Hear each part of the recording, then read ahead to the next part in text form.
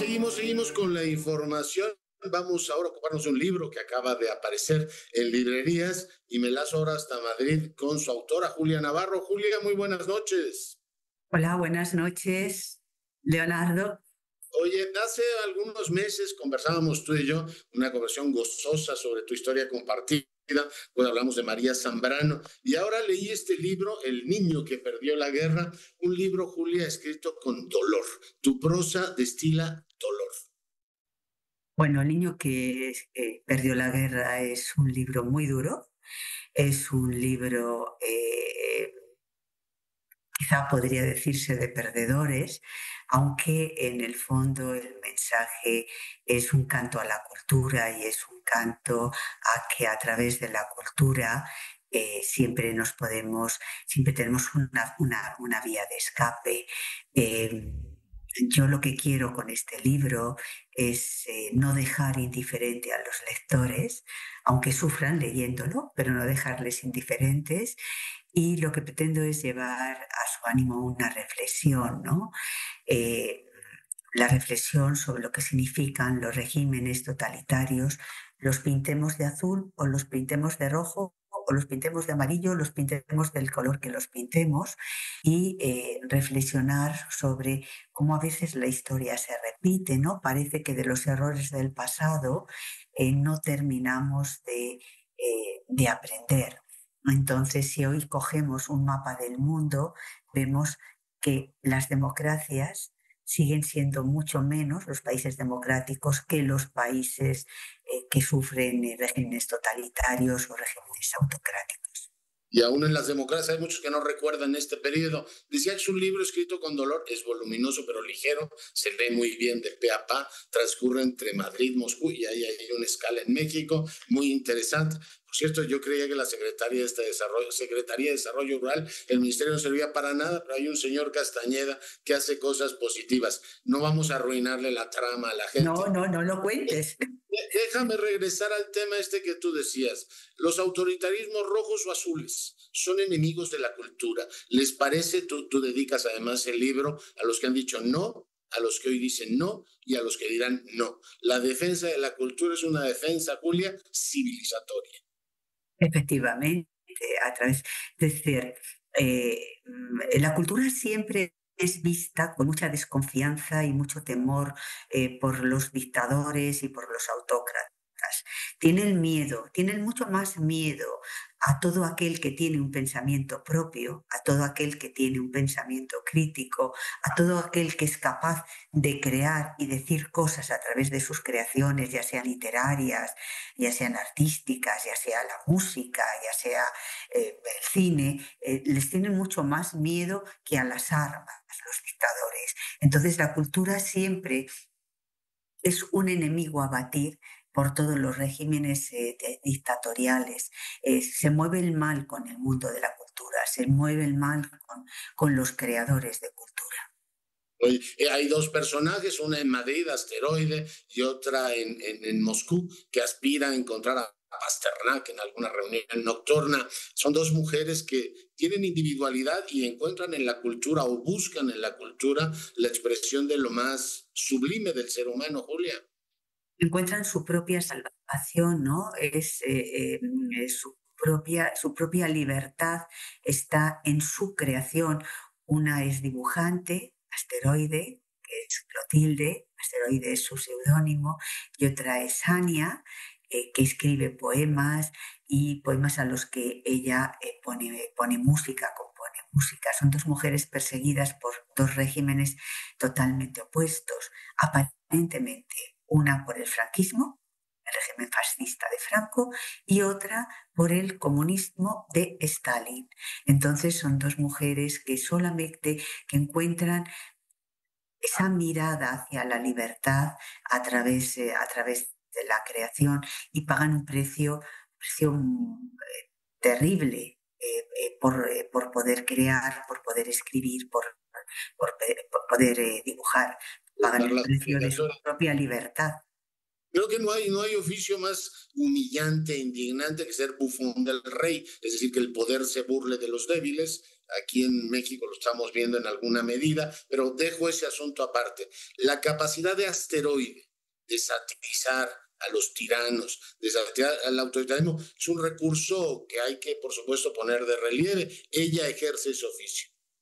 Ella ejerce ese oficio, es caricaturista.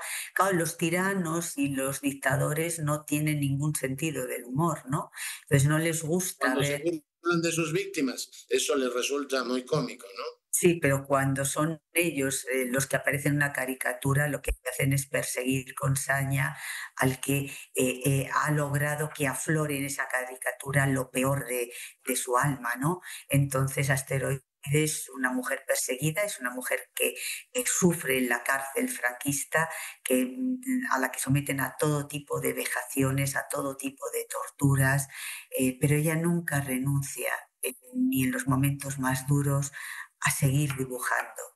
Y Anya, que es su alter ego, es una ciudadana soviética, una ciudadana rusa que se refugia en la poesía y se refugia en la música para poder soportar ese régimen ominoso que fue el estalinismo. Son dos mujeres que su única vía de escape es la cultura, es el arte.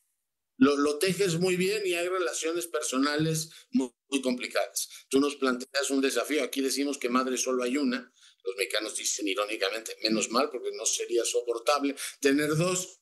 Eso es la ironía. Pero tú dices que puede haber dos madres. La maternidad puede nacer, Julia, de la compasión. O sea, La parece. maternidad tiene, es muy poliédrica, ¿no? La maternidad surge también del amor. Clotilde, la caricaturista, es la madre de Pablo, a un niño al que mandan a la Unión Soviética en los últimos meses de la Guerra Civil, como a tantos otros niños, para intentar salvarles, bueno, de una situación de guerra, de hambre, de violencia. El problema es que los niños que mandaron a la Unión Soviética no pudieron regresar, porque lógicamente el régimen de Franco y el régimen estalinista no tenían relaciones, y Pablo se queda allí y se queda con una familia donde hay una mujer, Ania, que tiene muy claro desde el primer momento, ¿no?, que va a tratar a Pablo como si fuera su hijo, porque ella Siempre había tiene. pensado, Julia, que la fraternidad es poliédrica. Tú puedes tener muchos hermanos, incluso adoptar un hermano, pero nunca También madres, una madre claro, pudiera. porque Ania decide, bueno, yo me voy a convertir en la madre de este niño. ¿Por qué? Porque a mí me gustaría que si fuera mi hijo el que estuviera en la situación de este niño, si mi hijo estuviera en el otro extremo del mundo, en un país Y con otro idioma, con otras, hubiese una mujer que le abrazara, que le diera seguridad, que le pusiera la mano en la frente si tiene fiebre. Entonces, Ania lo que hace es un acto sublime de solidaridad y de amor, y se convierte en esa madre de ese hijo sin ocultar nunca la existencia, porque además el niño ya tiene unos años y sabe que ha dejado a su madre atrás en España, pero Pablo llega a querer por igual a Ania que a su madre, es decir, su madre siempre estará presente en su vida, pero Ania es esa nueva presencia de otra madre inesperada. Y, y bueno, es la que madre creo que a la realmente. maternidad se puede llegar de forma biológica o se puede llegar por amor, Sí, sí, por la es decisión de Ania de yo quiero a este niño. realmente existente, es enternecedor eso. También es enternecedor una enfermera que cuando va a ver al chiquito que llega a Moscú, dice, aún se pueden dar los milagros. Cuando el padre, déjame hacer el salto, un poco acrobática la pregunta, cuando el padre decide que el niño hay que mandarlo a Moscú, porque la República Española está a punto de caer y llegan las tropas nacionales, en realidad también está creyendo en el milagro de que la Unión Soviética, los niños serán felices y el chiquito encontrará la salvación, Julia. Bueno, el padre toma una actitud, o sea, toma una decisión que tomaron muchas familias en España, que es intentar salvar a sus hijos de los estragos de la guerra. Algunos los mandaron a Francia, otros a Bélgica, a otros países europeos, pero Como también tuvimos a la Unión los niños de Soviética. Morelia, por cierto, donde Claro, había María Zambrano. también. también. Lo que pasa es que los niños que fueron a la Unión Soviética no pudieron volver, porque no había relaciones entre esos dos regímenes. Por tanto, yo conocí hace unos años a unos ancianos, porque eran niños muy mayores, que habían sido niños de la guerra, niños que habían enviado a Moscú. Ellos se sentían agradecidos por la acogida que habían tenido en la Unión Soviética, pero siempre habían llevado grabado en el alma la desolación y la pena de no haber podido regresar a Todos España. ellos perdieron la guerra, pero este niño, el protagonista, el que perdió la guerra, no va por esa vía, no es una vía especial que el padre. Bueno, es una vía en que en vez de ir a las casas de los niños españoles, él va a la casa de un amigo de su padre, pero al final es lo mismo. Es un niño que su padre lo envía pensando que mi hijo regresará o nosotros iremos a por él, y eso no fue posible. O sea, esa desolación de encontrarte en un país diferente, con un idioma diferente, con unas costumbres diferentes, debió de ser, bueno, debió de ser, Los comunistas españoles creían que la Unión Soviética era la creación del hombre nuevo, ¿no? Ahí la gente será claro, eso es lo que son. defendía Stalin, ¿no? La creación del hombre nuevo. Bueno, hay que ser demente para pensar que se puede crear un hombre nuevo. El hombre es igual a sí mismo desde el principio de los tiempos. La demencia goza de cabal salud en el siglo XXI, ¿eh? Siguen repitiendo que vamos a ser hombres nuevos, pero tú lo tratas muy bien, pero recuerdas la Lubyanka, recuerdas el Gulag, recuerdas todo el sufrimiento y como siempre pues nos llenas de perlas muy, muy disfrutables, ¿no? Recuerdas a Chávez Nogales y a un montón de autores que a lo largo de tu vida, del lado ruso también, nos han acompañado, Julia. Bueno, Chávez Nogales, yo creo que es un referente en el periodismo español. Espero que también fuera de España le conozcan. Sobre todo fue una persona honrada intelectualmente.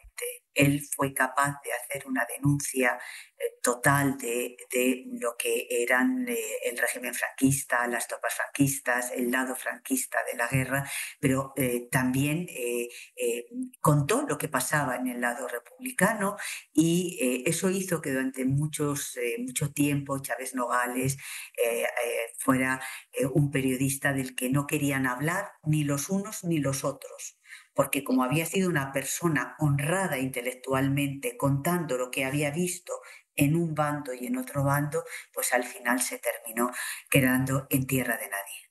Lo citaba o lo recordaba porque tiene un libro, no me acuerdo el nombre del maestro, pero uno que lo pilla ahí la guerra, la revolución rusa, y el Sí. tipo sobrevive porque es bailador de flamenco. No tiene mucha gracia, pero bueno, Chávez Nogales cuenta la vida de ese hombre que le toca efectivamente la revolución rusa. El libro es muy bonito. Te detienes mucho en el sufrimiento, en lo que significaba como humillación el Gulag y la policía política soviética, Julia. Sí, es un libro, te lo decía antes, es un libro duro, es un libro muy duro. Claro, sufrir cárcel y persecución siempre es terrible, pero si además estás en un lugar a 60 grados bajo cero, pues todo eso parece que adquiere una dimensión todavía más terrible. Hay muchos testimonios cuando la Unión Soviética desaparece, se empiezan a publicar libros y memorias de personas que pasaron por el Gulag. Yo me he servido de esas memorias, de esas lecturas, para poder escribir mi libro, para poder construir la historia de mis personajes y poder decir, bueno, esto es lo que pasaba donde yo les he colocado, que es en los gulags del Círculo Polar Ártico, ¿no? Que era una situación realmente horrible, donde yo cuento algo que a mí me estremeció la primera vez que lo leí, como cuando alguien planeaba una fuga del Gulag, siempre tenían que llevar, si eran dos, siempre tenían que llevar a un tercero, que era el que les podría servir de comida durante el camino. Entonces, bueno, esas son situaciones totalmente terribles y situaciones límites del ser humano. Es un libro duro, es un libro sin concesiones, pero yo creo que es un libro, yo siempre intento no dejar indiferente a los lectores, y creo que este libro no puede dejar indiferente a ningún lector. Sí, sí, cuando te decía que está escrito con dolor, no era reproche, simplemente que es muy duro recordar que quienes siempre pierden las guerras son los niños y que las creaciones de hombres o mujeres nuevas siempre acaban en pesadillas y que humillar a las personas y no permitir que expresen su creación como caricaturistas, como músicos, como poetas, es una forma de romper la esencia del humano, Julio. Efectivamente, ¿no? Como decía antes, los dictadores siempre temen a todos aquellos creadores de cultura, a todos aquellos a los que no pueden controlarles el pensamiento. Oye, y bueno, pues para despedirnos, libro voluminoso ciertamente, pero como decía, muy ligero, se lee muy bien. Tú cuando escribes no hay manera de pararte, ¿verdad? No hay manera de pararme. Yo creo que es una venganza de mis años de periodista. Ya sabes que los periodistas siempre nos dicen, pues tantos minutos o tantas letras o tantas palabras. Y entonces yo ahora ya cuando me siento a escribir, no tengo, soy yo mi Ya propio veo, jefe. Y entonces, 637 páginas, límite no sí, hay, con un hermoso epílogo, por cierto, en el Teatro Real. Julia, como siempre, un placer tenerte con nosotros. muchísimas gracias, Leonardo. Hasta la próxima. Hasta Julia la Navarro, próxima. autora del libro El niño que perdió la guerra, tiene una larga serie de novelas. Hemos conversado de algunas de ellas en los últimos años.